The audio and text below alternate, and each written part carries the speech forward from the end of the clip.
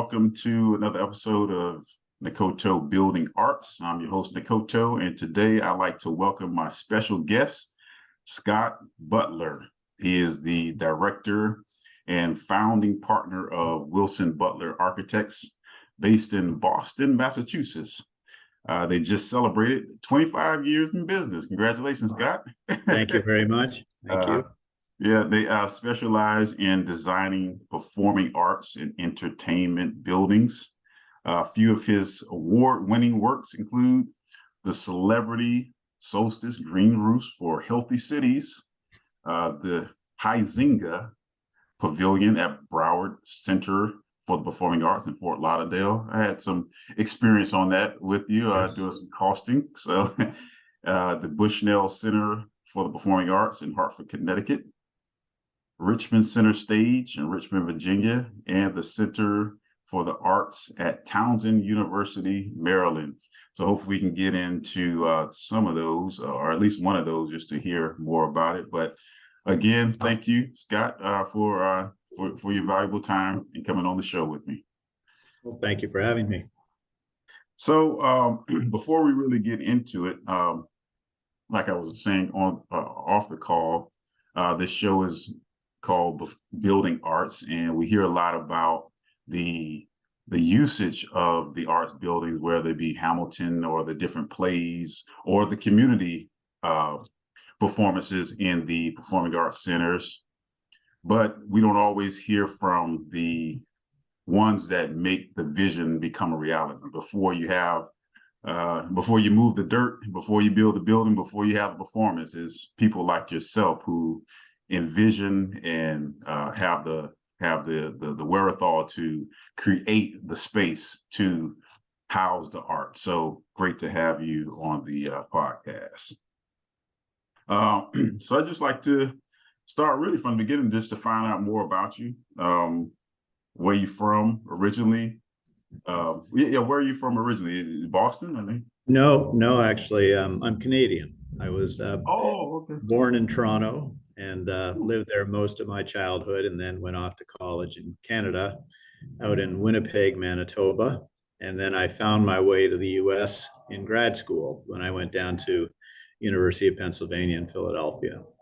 And then from there, I went up to Boston one summer to work for an architect, because I heard Boston was a mecca for architects. And well, there met my wife, and so I returned to Boston after graduating, and have never left. So I've been in Boston now for the past, I don't know how many years. We won't say. Yeah. But Toronto, wow. Do you go back there any time, or? Oh yeah, no. I still have family that live up there, siblings and parents. So I get up there probably a couple times a year. Yeah. I was talking to my wife the other day, just we've been talking for a while just to try to get up to Toronto. We hear so much about the whole area, Canada and Toronto. So that's on our bucket list to get a chance to get there. It's an amazing city. Like how it's grown and flourished is amazing. I would just recommend you wait until spring. Okay, that's what I hear all the time. That's what I hear. Yeah, so that's good. So how did you get so you got into architecture there in Boston, and then before starting Wilson Butler, how long did you work in the field? Well, I actually was very fortunate, because after grad school, I started working for Ben Thompson Associates, and Ben, who eventually went on and won the AIA gold medal, had been designing all the festival marketplaces, starting with Faneuil Hall and Baltimore Inner Harbor and Miami Bayside and Fulton Market. So it was quite a well-known firm. And when I joined them and met my partner, who I partnered with to become Wilson Butler Architects, he had just been finished up the Ordway Music Theater in St. Paul, Minnesota, as I joined the firm. And then shortly after I started, he had me join him to start working on the Broward Center for the Arts. So that was a project that we originally did back, I think it was completed around, I want to say 1990. So that was back then, that was the original building, and Yeah. he and I pretty much did most of the sort of design, and then he oversaw the construction. We Oh. we went separate ways for about 4 or 5 years, and then we Mm. got back together again at another firm, which was called Rothman Partners. They Mm. had invited him to join, and I joined him there as well. And we started out doing our own sort of projects within the office because he was brought in. They were primarily a hospital architectural firm, so it was an odd place to be. But he and I basically developed the whole performing arts studio, and we started working on a Jacksonville Performing Arts Center, Oakdale Center, and really brought in our own work. Sort of hired a lot of our own people, and Mm. eventually, after sort of 3 years of doing this, we were sort of scratching our heads, wondering why we didn't just go off on our own. And Mm.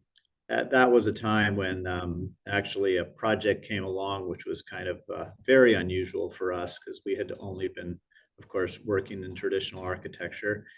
We were invited to compete for a project on a cruise ship, and it was for the Royal Caribbean Company. It was a brand new ship that they were building, which was going to be the largest ever built, and they wanted to Mm. do a proper theater. Up until that point, they had sort of been doing these, I'd call them sort of the Las Vegas show lounge, a Okay. Yeah. Yeah. large single slope, very compressed kind of space. But this time they really wanted a balcony. They wanted a orchestra pit. They wanted a full fly tower.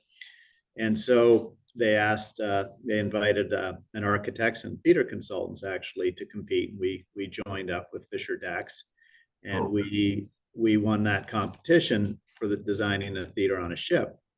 And then there was an adjunct project that they part of their whole entertainment program, and that was they wanted to do this television studio on a ship that would also be kind of they called it Studio B, which in the language of the television and movie studios was always the second stage.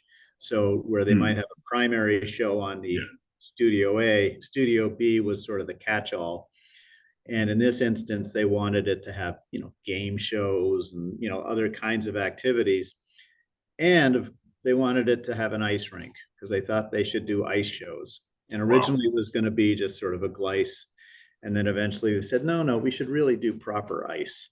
So Yeah. our first project for them was doing a theater on a ship as well as doing an ice rink that was going to go around on a ship in the Caribbean Ocean, in the Caribbean Sea. So it was sort of our first foray into what I would call entertainment.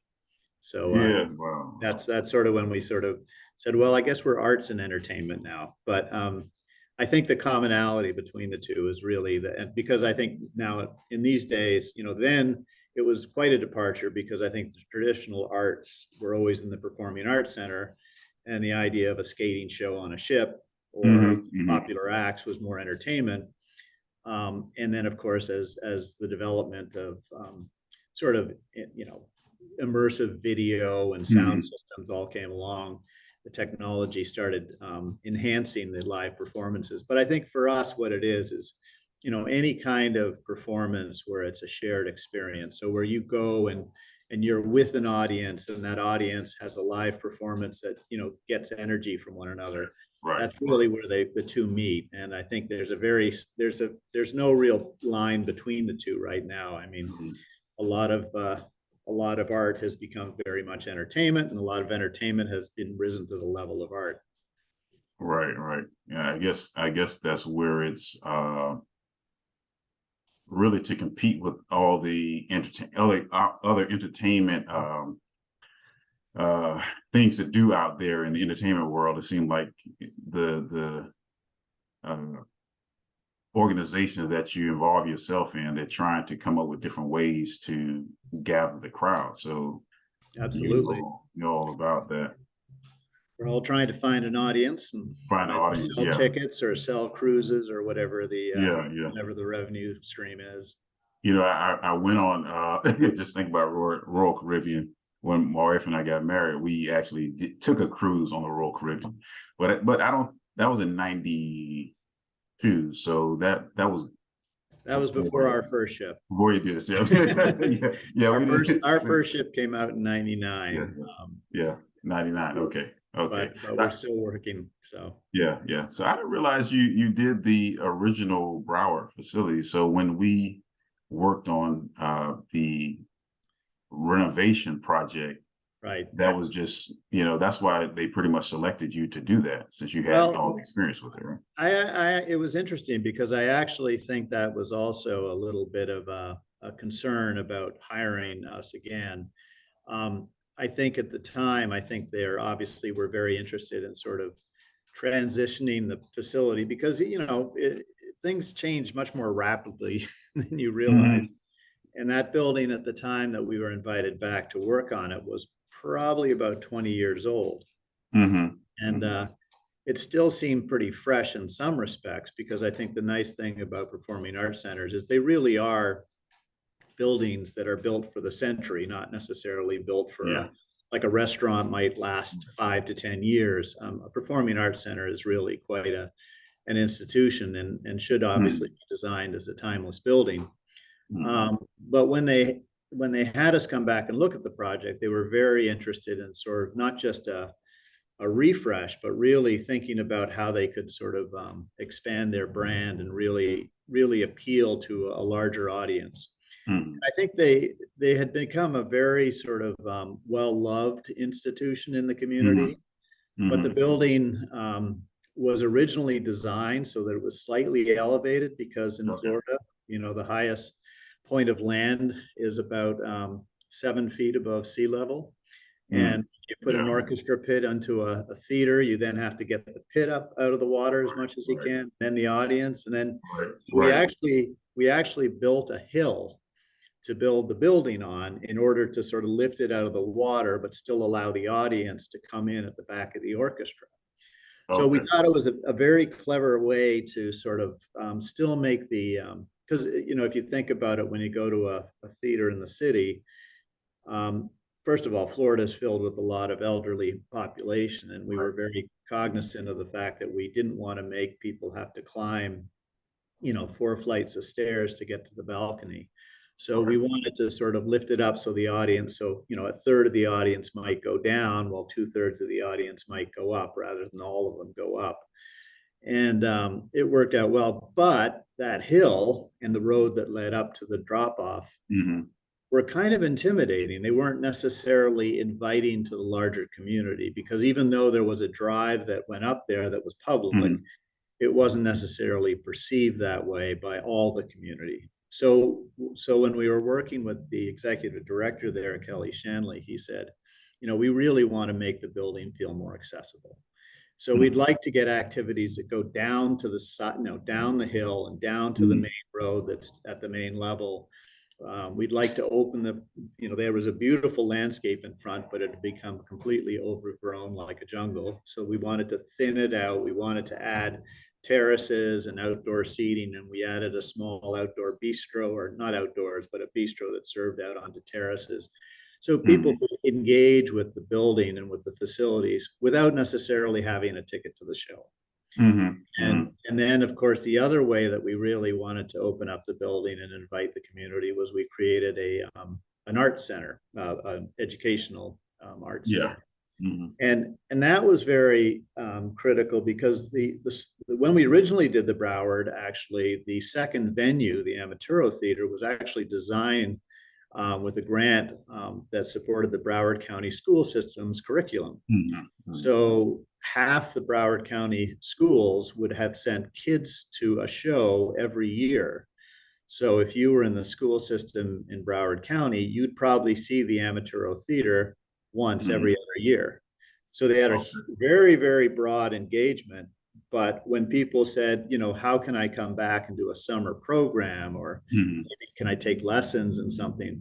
They didn't really offer that. And they said, we've got this huge exposure, but it's not a very deep exposure. And in order to build future audiences, they said, we really should try and create a more robust program. So they created the Miniachi Art Center, which was connected to the building. It's all part of the building, in order to allow students to have, um, programs over the summer, programs over the holidays, and then even after school programs. So that has really sort of increased the engagement of the community with the facility. And as a result, exposed more people to the potential of buying tickets to see the major shows. Yeah, we were just down there last December, Christmas. I took a trip down there because a lot of times I'm in the cost consulting, as you know, of the performing arts centers, but I'm on the front side of it in the pre-construction, so I never really see the end product as much unless I go to a show every now and then, but or visit a old project. And so I was on holiday and or vacation, as we say in the States, but I do have some conversations with some Canadians. They say holiday, or but I think that's right, right? You do Correct. Yeah, okay, all right. probably more British expressions. Yeah, okay, more British suggestion. Yeah. But we were down there, and so one of the facility managers did walk me through the entire building. Oh, So it was that's pretty great. nice. Yeah, it was pretty nice to see, go up in the balcony and go even through the back of house on the stage and everything. So it was great. But back to Wilson Butler, just to give people an idea of your company and how many people work for you. So we've always, we started out, we started out actually, there were just five of us. Okay. And then that was sort of, we went off on our own and we started doing this project for the ship. And then really about within a month or two after we had established our own office, we were invited to compete for the Bushnell Theater in Hartford, Okay. Connecticut. And that was, again, it was an existing sort of I don't know what you'd call it, sort of a Georgian with an Art Deco interior building, but they wanted to build an entirely new addition that was going to house a concert hall for the orchestra. It was going to be about 1,000 seats. So we competed for that, and fresh off the, out of the gates, we won. So suddenly we had a lot of work. So yeah. we very quickly expanded probably to 15 or 16 people. We found more office space. And then probably within 2 years, we were pretty comfortably in the sort of a 25 to 30 person office. And we've fluctuated a bit, but right now we're probably about 30 people. Prior to COVID, we had sort of started growing quite substantially, and we were actually almost up to 50 people. And I think, and that was interesting because I think it was a time when, because the name of Wilson and Butler were on the door, I think our growth potential was somewhat limited by our own abilities and clients' expectations that the name on the door was the people that you wanted to see. Now I think we're, obviously since my partner, Scott Wilson, retired about 2 years ago, we're now looking at the firm and saying, okay, what do we, are we Wilson Butler anymore? Or should we think about even a name change, or is it WB Architects? We haven't decided or made any movement on it. But more importantly, I think I've got a whole series of new younger partners, or at least newer partners. And it's incredible how much that's expanded our potential for sort of business development and getting new projects. So I think, COVID set us back. We went from 50 down to 30. And now we're sort of, I think starting to, get the work back up again. And, I expect within the office space that we're in today, we could certainly grow back up to that number. And I guess with your work that you do, you're not one of those firms that want to do, schools and other office buildings and other types of buildings. Your focus is performing cultural arts. It is. Yeah, it's very much a focus on arts and entertainment. But that said, you mentioned schools. We did just recently do a Boston Arts High School. So anything related to the arts, we've done it at that was our first sort of public school venture, but we've certainly done work for different universities, University of Maryland, Towson University. We've worked just recently at Auburn University, as you know. So we do continue to work with colleges and universities, and then of course the art centers, and then a large amount of both new and renovation work, lots of performing arts renovation projects. And then, as I said, the ship work, actually, we thought that would be a one-off, but as it turns out, we've now had a relationship with Royal Caribbean for 25 years, and we're pretty much have done all of their entertainment spaces on the ships. So the first ice rink has led to aqua theaters. We've done projects on the ship where there's sometimes it's more of novelty experiences, where we've done things like iFly, which is basically a parachute jumping Mm-hmm. back of a ship. So we get into everything on the ship that relates to their entertainment programming.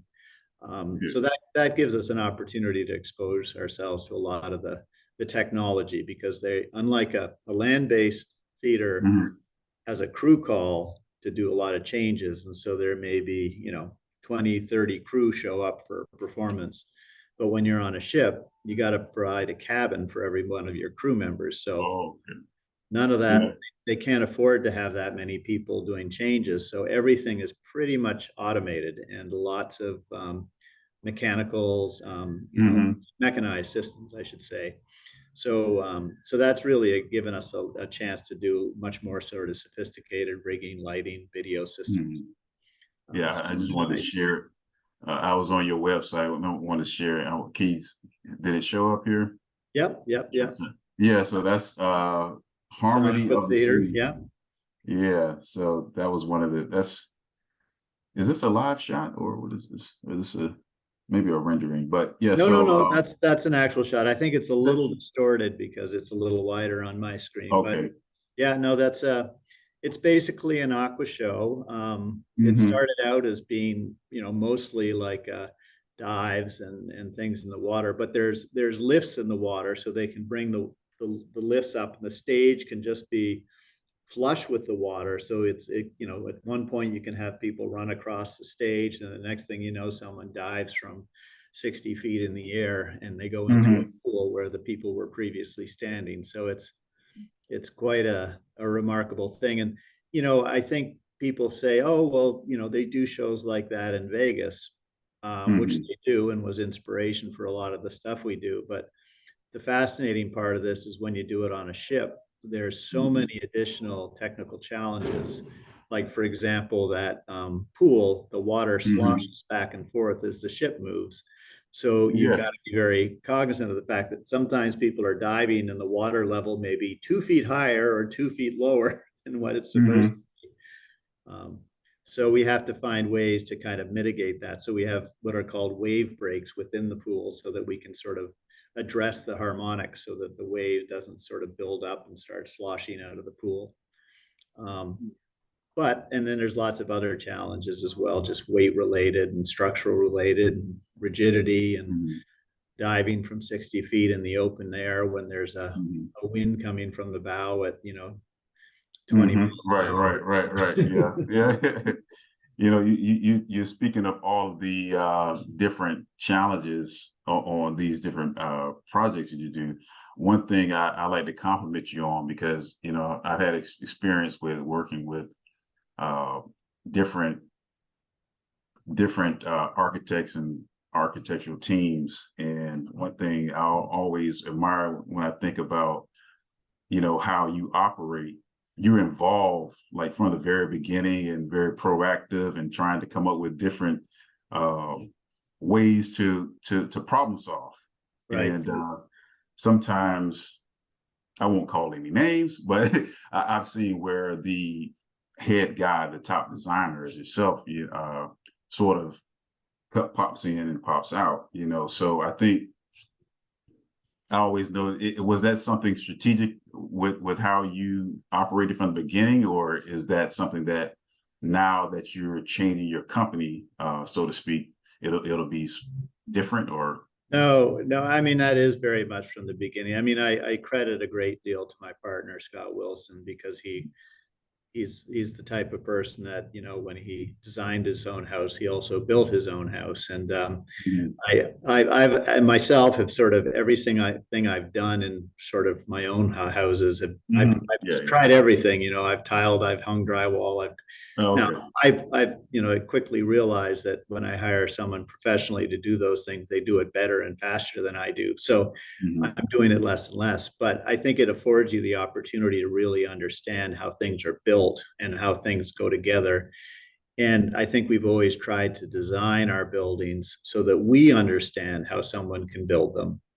And I think that that's always it's grounded us in projects, and I think it's always built a much stronger relationship with the engineering teams we work with the theater consultants and acousticians we work with, because we always make an effort to understand what everybody's challenges are, so that we Mhm. aren't dismissing it. And it really does take a whole team. And individually, I don't profess to have the sort of breadth of knowledge required, but it allows me at least to understand the specific requirements. So when an acoustician says to us, I'm going to need a joint around the entire building to make sure that the vibrations from an adjacent railway track don't migrate in during a show, or I have to figure out how to sort of isolate airborne noise. Mhm. We can appreciate and understand the importance of those acoustic joints and that isolation. Mhm. Same is true for mechanical noise. So I think that we also have an office where we don't have a sort of a design and production end. Mhm. It's Okay. all one One. seamless design process from start to finish. Obviously, we have more people working during the construction drawing phase of the project, but we like to have teams that see the project through from start to end. So everybody in our office gets exposed to all aspects of Mhm. design, all aspects of construction, all aspects of sort of conceptual brainstorming of new projects. So I think it's really a collaborative studio, and I think people genuinely all have kind of embraced this idea that we study things. We've got a very robust model shop. We do a lot of Mhm. mock-ups, Mhm. and we love working with we've been working with like Tate, which is a company that has done sort of Yeah. the touring rock shows. We work with Mhm. theater consultants like Fisher Dax and Theater Projects and Charcoal Blue. So we really love working with people who are constantly trying to figure out Mhm. ways to present shows and to do Yeah. new stuff. Yeah, yeah. I saw they just had the Super Bowl recently, and they had the halftime show with Rihanna and the different stage levels. Oh I don't know yeah, if you saw yeah, that. That was awesome. pretty neat, pretty neat. So, well, like I said, I'm not gonna hold you long, but the last question really for you is two questions. What's next for you? And yeah, what's next for you on your for Are you referring to me and thinking about retirement, or are you thinking more about our next job? next jobs? Are you planning this to keep working? Oh, absolutely. No, no, Okay, okay, I think in all seriousness, I'm not too far behind my partner in age, so yeah, um, yeah, I, I I am asked every now and then, but I don't have any yeah, immediate plans of retiring, because I think I get too much enjoyment out of it. But I'm just as excited to see the growth of our office with all the other leadership, and yeah, continue yeah. to support that. I mean, we're doing, every new project is exciting. So we're talking to the Broward Center again. They're looking at another piece Mm, of property.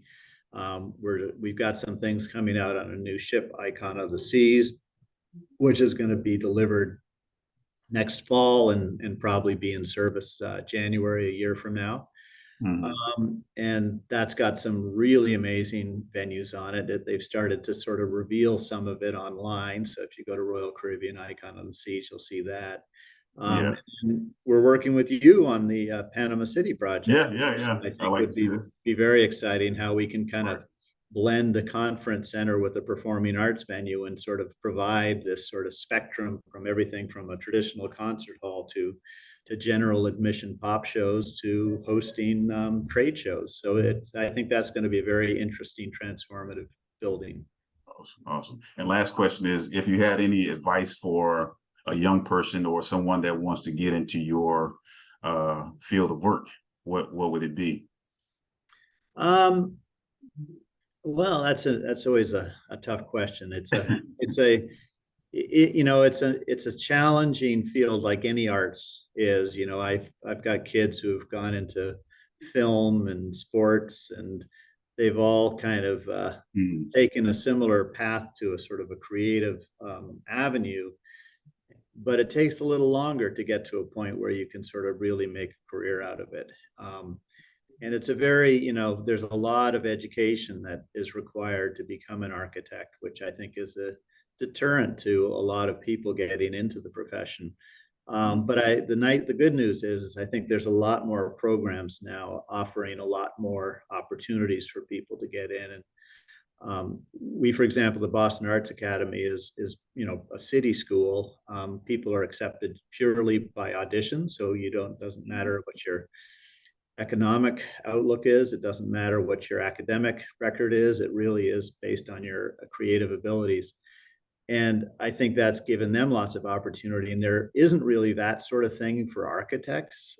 So we're starting a program with them to sort of expose more kids to what architecture is, because I awesome. think a lot of people sort of coming from, uh, positions where they don't have the means to necessarily be in graduate schools and for long Mhm, periods of time, there needs to be more affordable ways to get into the profession and get registered. But once you're in it, so I'm very interested in figuring out how we're members of NOMA now, the National mhm, Organization of mhm. Minority Architects, and trying to be much more proactive about, getting people exposed, giving them opportunities, figuring out how we can make it a lower bar of entry so we can get more people into the profession. Um, but that to me is sort of where I feel like now that I'm in this position I'm in, Mhm. why I would like to kind of support that.